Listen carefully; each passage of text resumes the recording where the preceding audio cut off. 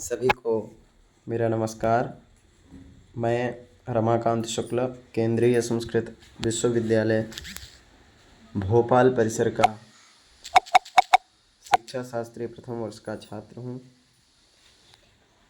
आज मैं हिंदी गद्य शिक्षण के बारे में थोड़ी सी चर्चा करूँगा आपके समक्ष।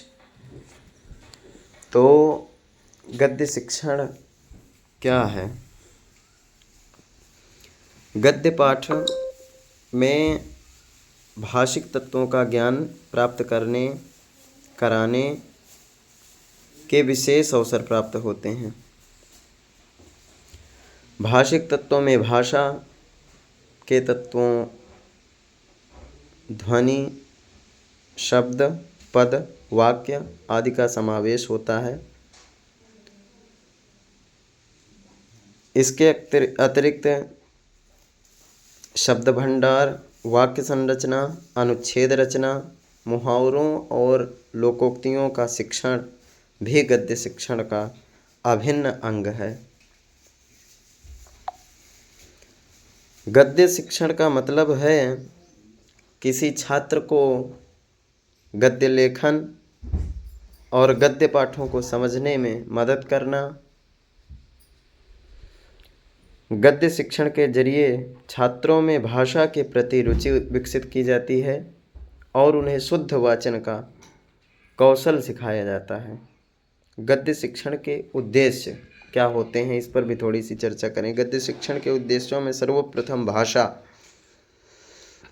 भाषा के प्रति रुचि विकसित करना, शुद्ध वाचन की योग्यता विकसित करना। दूसरा है लेखन में गद्य लेखन शैली के बारे में जानकारी देना, भाषिक और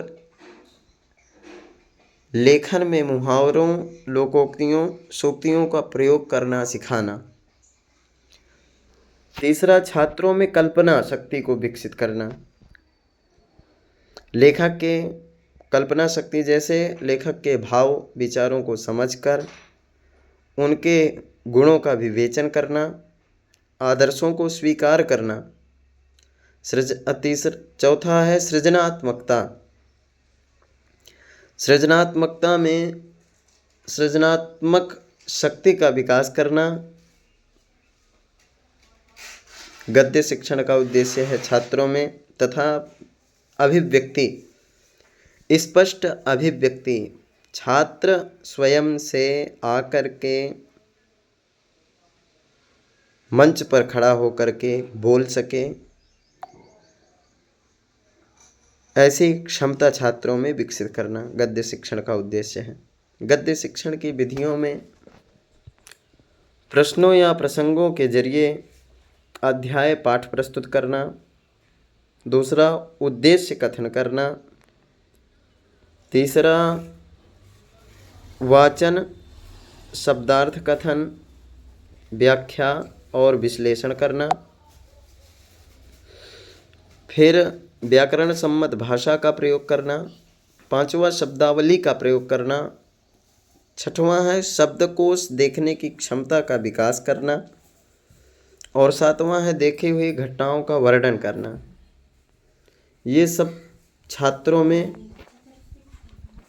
कौशल विकसित करना गद्य शिक्षण का मूल उद्देश्य है।